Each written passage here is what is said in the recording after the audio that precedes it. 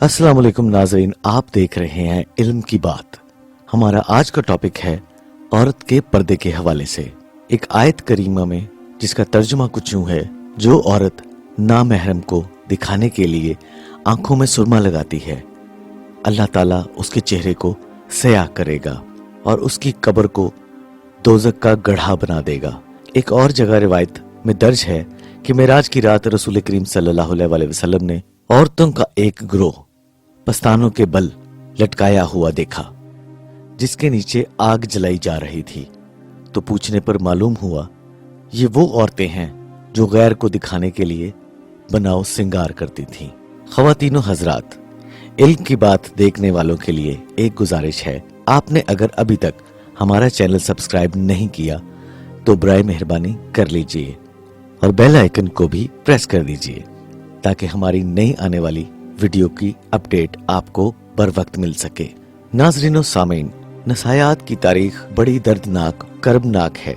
ये इंसानियत की पेशानी पर बदनुमा दाग है, जिसकी आगोश में इंसान ने परवरिश पाई। इसी आगोश को जख्मी किया, जिसने बुलंदियों पर पहुंचाया उसी ने पस्तियों में भी डाला। सरजमीन अरब में अयाम जहालत में मुआशरे की नजर में खवातीन की जो कदर कीमत थी, उसका कुछ अंदाजा एक अरब शायर के इन ख्यालात से होता है। लड़कियों को दफन करना ही सबसे बड़ी फजीलत है। मौत औरत के हक में अजीज तरीन मेहमान है। ख़वातीनो हजरात, कुरान करीम के मुताबिक मालूम होता है कि इस जमाने में लड़कियों की वलादत मर्दों के लिए अजाब जां थी। जब कोई मर्द ये खबर सुनता तो उसका चेहरा मारे गुस्से के स्याह हो जाता। इसी गम में पेचोताप खाता लोग लड़कियों को दफन कर देते। इसके लिए कुरान करीम में फरमाया गया कि कयामत के दिन दफन होने वाली लड़कियों से पूछा जाएगा, बता तुझे किस जुर्म की पादाश में कत्ल किया गया। यानी ऐसे सफाक बाप को कयामत के दिन छोड़ा नहीं जाएगा। एक साहबी ने अयाम जहालत में अपनी बेटी को दफन करने का दर्दनाक वाकया सुनाया तो वो खुद भी रोने लगा और सरकार आलम हजरत मोहम्मद सल्लल्लाहु अलैहि वसल्लम भी रोते रहे। ख़वातीनो हजरात, हिंदुस्तान का हाल अरब से भी बदतर था। यहाँ मरने वाले शौहरों के साथ उनकी जिंदा बीवियां जलाई जाती थीं। इस रस्म को सती के नाम से पुकारा जाता था।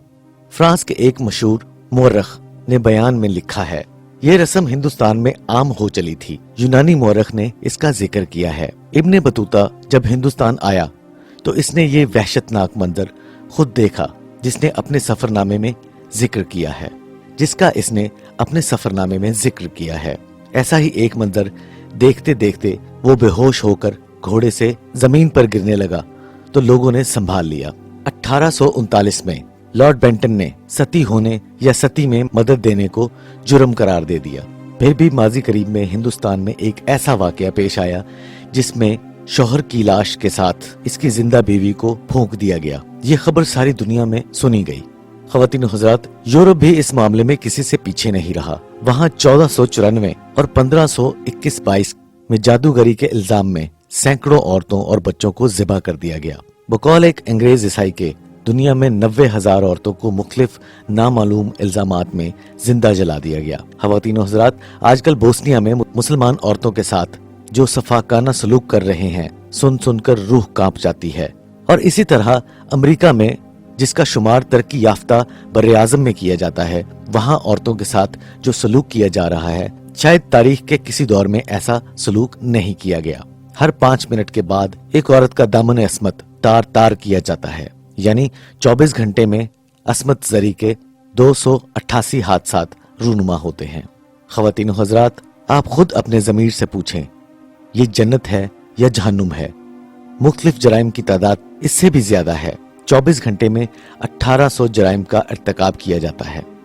नाजरीन, इस्लाम ने औरत पर बड़ा करम फरमाया है और इसको पस्तियों से निकालकर बुलंदियों तक पहुंचाया है।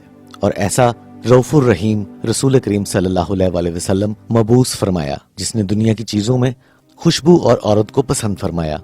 एक रूसी फलसफी ने हुजूर करीम सल्लल्लाहु अलैहि वसल्लम की सीरत पर इजहार ख्याल करते हुए ये हदीस पेश की है कि दुनिया की चीजें सिर्फ माल और मुता हैं और दुनिया की अच्छी मुता नेक औरतें हैं। आपने औरतों पर जो करम फरमाया वो तारीख़ इंसानियत में सुनहरी हरूफ में लिखा जाएगा। चंद अकवाल और वाक़यात मुलाख्ता फरमाएं। एक सहाबी ने अर्ज किया, या रसूल अल्लाह, सबसे ज्यादा मुझ पर किसका हक है? فرمایا تیری ماں کا۔ یہ سوال 3 مرتبہ کیا گیا، آپ نے یہی فرمایا تیری ماں کا۔ پھر چوتھی مرتبہ عرض کیا سب سے زیادہ مجھ پر کس کا حق ہے؟ تو فرمایا تیرے باپ کا۔ آپ نے ملاحظہ فرمایا اسلام کی نظر میں ماں کی کتنی قدر و قیمت اور منزلت ہے۔ ایک اور جگہ حضرت علی کرم اللہ وجہہ کی والدہ حضرت فاطمہ بنت اسد کا جب انتقال ہوا، حضور کریم صلی اللہ علیہ وسلم نے اپنی چادر شریف اس کے کفن کے لیے عطا فرمائی، اور جب لحد کھودی گئی تو آپ نے لحد میں اتر کر اپنے دوست مبارک سے بغلی قبر کھودی اور مٹی باہر نکالی، اور پھر خود لیٹ کر دیکھا۔ اللہ اکبر۔ ناظرین گرامی، اس قبر شریف کی منزلت کا کیا کہنا، افسوس صد افسوس۔ جنت البقیع شریف میں اس قبر شریف کے چاروں طرف بلند دیواریں چن دی گئی ہیں۔ ناظرین، اللہ تعالیٰ نے عورت اور مرد کے ازدواجی تعلق کو اتنا مقدس بنایا کہ اس کو اپنی نشانیوں میں سے ایک نشانی قرار دیا ہے، اور اس کا مقصد بیان فرمایا ہے۔ اس کا مقصد انسان سکون اور چین حاصل کرے، اور اس تعلق کو محبت اور مہربانی کا تعلق قرار دیا گیا ہے، جس میں ہوس پرستی کا شائبہ تک نہیں۔ اسلام کا یہ تصور کہیں نہیں ملتا، جبکہ جرمن فلاسفر نے عورت کا مقصد حیات صرف یہ ہے کہ وہ مرد کی قید میں رہے اور اس کی خدمت کرے۔ ایک روسی مشہور فلسفی نے بھی خواتین کے متعلق اچھی رائے نہ دی۔ اس نے اسلام کی ترجمانی کرتے ہوئے اپنی رائے کو اس طرح اظہار کیا کہ مرد کا فرض ہے کہ عورت سے اچھا سلوک کرے اور اس کی باگ ڈھیلی نہ چھوڑے، بلکہ اسے گھر میں بند کر کے رکھے، کیونکہ گھر عورت کی آزادی کے لیے کافی ہے۔